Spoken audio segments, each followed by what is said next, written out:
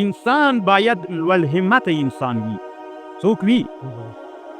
دا کتاب خو درته ښکاري طالبانو، صلاح الامه فی علو الهمه. تاسې چې دلته دې مدرسې ته راغلي یئ طالبانو ورونو، هر یو تاسې چې یئ داسې فکر به لري یاره چې ملا سم چې دا قدري مې درسولم به. دا ډېر ټیټ همت انسان ده. تاسې به دا اوس نه دا اراده کوئ او دا به هدف ځان ته ټاکئ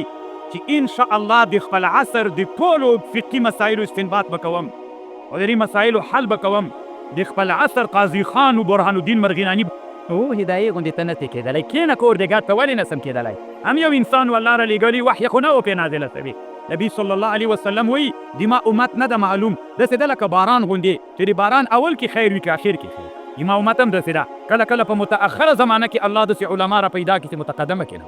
دا فکر به طالبانو له مغزو نه باسئ، لوړ همت باندې به دلته کوئ چې موږ غواړو چې داسې فقه زده کړو، داسې هدایې زده کړو چې د خپل عصر برهان الدین مرغیناني رانه جوړ سي، ابن العابدین الشامي رانه جوړ سي، فقی النفس ابن النجیم المصري رانه جوړ سي. داسې نه چې ټوکه د زړه نه به دا عزم کوئ. را سره وعده مو ده. دا کتاب طالبانو 12 جلدونه کتاب د له ما سره ستا دی 9 جلد د طالبانو صلاح الامه فی علو الهمه. صلاح الامه فی علو الهمه. طالبانو ورونو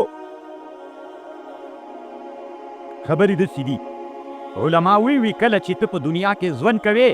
ځان ته به د لوړ همت چښتن ګرځوي. کله چې ته لوړ همتی سولې، د لوړ همت چښتن سولې، الله عز وجل بیا تا هدف ته رسي. ما دلته طالبانو دې کتاب کې لیکلي دي، علامه طنطاوي رحمه الله نه مې نقل کړی ده چې زه هغه راواړومه. وایي علامه طنطاوي وایي ما یو لوی په هغه ولیده څه ورته یو زعیم سیاسي مې ولیده. وایي یو ورځ یو زعیم سیاسي راغی طالبانو ورونو، میدې تمیده داسې کول. ما ویلي خیرت ته ولې؟ نن مې بیخي ډېره نادره وکړله. ما ورته ویلي چې څه دې کړي؟ وایي بیخي ډېره نادره وه. مېر زوی دې مړ شه څه شی دې کړي راته وښوایه که نه. بیا به وایي طالبانو داسې په ملا باندې مات شو چې بیخي ډېره نادره مې کړې. کور دې ګډ ته راته ووایه چې څه دې کړي دي. راته ویلي چې دا 3 ورځې دي ما کوټې ته موچ راننوتلی، کومه کوټه کې چې زه ویده کېږم دا 3 ورځې هغې کوټې ته موچ راننوتلی وو او مقابله مې ورسره وه، لندن مې مړ کړه. څومره لوړ همت انسان و طالبانو. انسانان کله په ټولنه کې داسې انسانان وي، دومره دني الهمت انسانان وي، 3 ورځو کې موچ مړ کړی دا زعیم سیاسي وایي بیخي راته ویلي مې دومره ډېر خوشحاله که نه. او په ټولنه کې طالبانو داسې انسانان وي، دومره قربانیان یې کړي وي که نه چې ته ورته حیرانه سي. موچان خو څه کوي، دومره کاپیران یې مړه کړي وي که نه چې له حسابه وتلي. خبر خو پوهېږ. نو طالبانو د ژوند کې ځان دپاره معالي همتونه، لوړ همتونه اهداف وټاکئ. په وړو همتونو کار مه کوئ. لوی دورې نه چې فارغ سوی طالبانو بیا به ځان سره وایي چې زه اوس تخصص په فقه کې وکړم، معاصره فقه کې وکړم، تاریخ کې وکړم، تفسیر کې وکړم، په حدیثو کې وکړم، په بلاغت و فصاحت کې وکړم، خو دته تخصص کوم لکه هغه پلانکی د دنیا لوی عالم چې تېر سوی پلانکی و پلانکی و پلانکی. طالبانو ورونو والد رحمه الله به ما ته ویلې موږ ورونه چې پیدا سوي وو یو کتابچه د والد صاحب اوس هم سته دي، موږ هغه عمر کې لیکلی زه څه وخت پیدا سوی یم. والد صاحب ویلي وي چې ته پیدا سولې وي د تا عمر مې ولیکه. او نوم ما باندې نیکه کېښودلی، یو لوی عالم تېر سوی و کوم وخت یې، نو هغه عالم خوند ورته ورکړي عبدالحمید نوم. به والد صاحب ویلي ما د تا ټول تاریخ لیکلی یاست. اوس هم طالبانو ما ویلو چې الله عز وجل به د ده نه یو عالم جوړ کړي او امت مسلمه ته به خیر ډېر رسي. هلته د پلار معالي همت طالبان. زه کشر وم طالبانو، یو وخت کې مرض را باندې راغلی، یو مرض د مننجیت نومېږي، ورې فالج ووهلم بیا د مرض وولم. هغه مرض چې راغی بیا والد رحمه الله والدې ته ویلي ول چې ما ټول عمر کې چې زړلي 2 وارې مې زړلي. یو وارې مې وایي دا ټول عمر مې چې په زڼا شپه مې په زڼا تېره کړې. یو یې دا یاد کړی و چې زه کله وایي د موږ مشر تره چې و د خپل عصر لوی امام و محدث و علامه عبدالقدوس جان نور الله مرقده، نو هغه سره وایي زه د موږ والد رحمه الله ټول عمر د خپل پلار سره ورور سره تېر کړی و. پلار سره ډېر وخت نه و تېر کړی، پلار هم د خپل وخت لوی محدث و فقي و عالم و، ورور سره ډېر وخت تېر. وی کله چې زه له خپل پلار نه روانېدلمه او له ګذرګانه وی لاړلمه، مخکې د انقلاب زمانه کې مدرسه وه، وی ما ټوله شپه په زړه تېره کړه، درد راته ډېر و چې زه له خپل استاد ورور نه راغلم درس پاتې سو. انقلاب جهاد شروع شو که نه بیا خو بیرته دوره مو ورسره کړې وه او یو چې وي ته مریض ولې په غش په باندې زه داسې د بېهوشۍ حالت کې یم ډېر مې زړه دي نو دا طالبانو د پلرونو معالي همتونه ول چې دا په انسانانو باندې تاثیر لري نو دا بحث چې تاسې ته کوم په ژوند کې چې ژوند کوئ طالبانو معالي همتونو باندې وي دا چې موچ مړ کړم صحیح ده نه نه طالبانو موچ مړ کولو خبرې به نه کوو موږ بیا اندلس ته ځو موږ بیا قرطبي ته ځو موږ بیا دهلي ته ځو بیا موږ د دهلي منارې ته بیا د موږ خپل تاریخ ورتکراروو دروغ ځکه طالبانو دروغ وایو که موږ دا اراده درلودلی نو سړی چې وایي چې زه سفر ته ځم نو سفر دپاره به څوک تیاروي اسباب موږ اسباب تیار کړي دي قرطبي دي د اندلس دپاره د دهلي دپاره اوچک کلتوس جوړولی دی کومه د اسباب اس طالبانو دا دعوی کوو راځئ موږ رښتونی څوک وکړو موږ طالبانو دا منارې چېرته خېځولې هدف مو که نه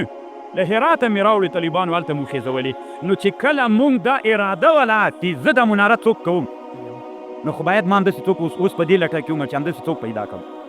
دا څه ورته وایي دا چې بالا چې پرې ورجي کړی ده کیرنګ به بیا پیدا کوې لکه چې همت دې یو وارې معالي همت دې کیرنګ به پیدا کوې په هر قیمت دې پیدا کوې به که موږ د اندلس اراده بیا وایي که موږ د قرطبي اراده بیا وایي باید موږ څوک درلودلی راځئ طالبانو دا وعدې رښتوني که موږ رښتیانا دا اراده لرو چې موږ په نحو کې ابن حاجب دې ځان نه جوړو په فقه کې برهان الدین مرغیناني دې ځان نه جوړو نو خو هغسې به م یو څه کړي په اسباب به موږ تیار کړي طالبانو ورونو معالي همتونو باندې کام اوس دما خبره وه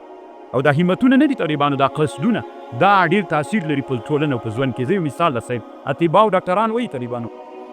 تاسې باندې داسې پیښه کله توې ده چې اوس ډاکټر ته ورسې له دې خوا نه یې په شا باندې واړي په ګاډۍ کې واړي هلته ډاکټر ته کښي تللی نه شي هلته چې ډاکټر ته کښېني نو ډاکټر ورته وایي وایي څه مریض یې وي وایي روغ جوړ یې هسې دې زړه غورځولی دلته طالبانو څوک ورکړي روحیه ورکړي دغه روحیه قصد دا همت ده روحیه ورکړي دې مریض ته حتی هغه راواخلي په هغې وګوري راوګوري روغ جوړ ده داسې مریض مه راوستی ده دا خو دا طالبانو کاغذ ورته ولیکي چش دا دوا ورته واخله روغ جوړ بسي دته بچی روغ جوړ یې خوا ولې بدوي څنګه روغ جوړ بسي دا اوس به له پښو نه رواني دې خوا نه یې په چا راوړی وو دې خوا نه ګولۍ خوړلې پچکاري کړې شربت یې څکلی په ژوند کې مو لیدلي داسې انسانان چې بېرته له دې خوا په پښو تللي نور څوک څه کوي خپل ځان خو به م لیدلی وي په داسې حالت کې راووځئ له سردابه وطالبانو ولې داسې کوئ تاسو پرون ما ته ویلې موږ سرداب کې نه یو زه خپله داسې څو وارې له ژوند کې داسې حالت سره مخ شوی یم تاسې نه یې مخ شوي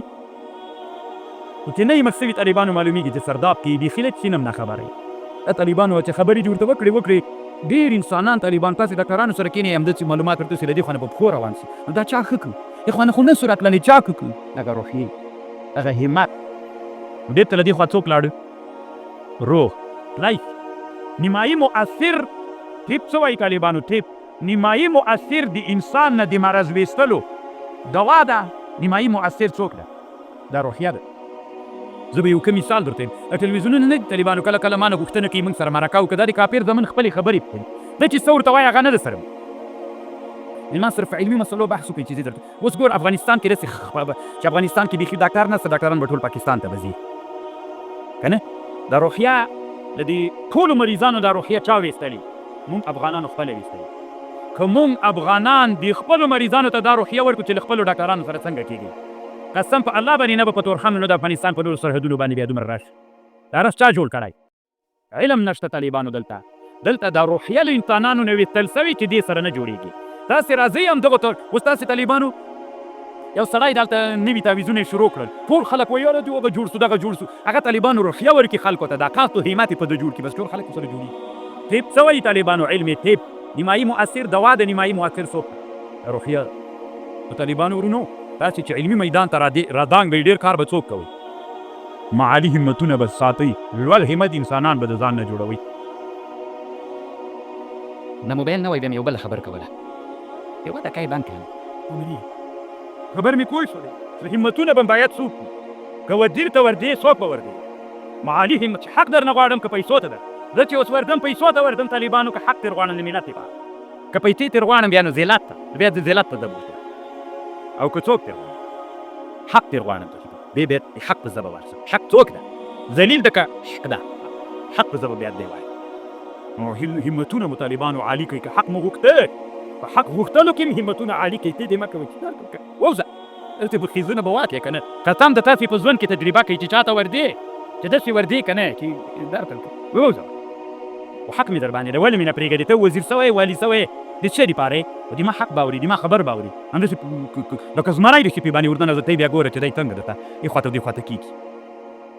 دا انسانان همتونه عالي دي دیني همتونه ټول انسانان حق نشي غوښتلی کله چې عالي همتونه سي بیا ورته ګوره اوس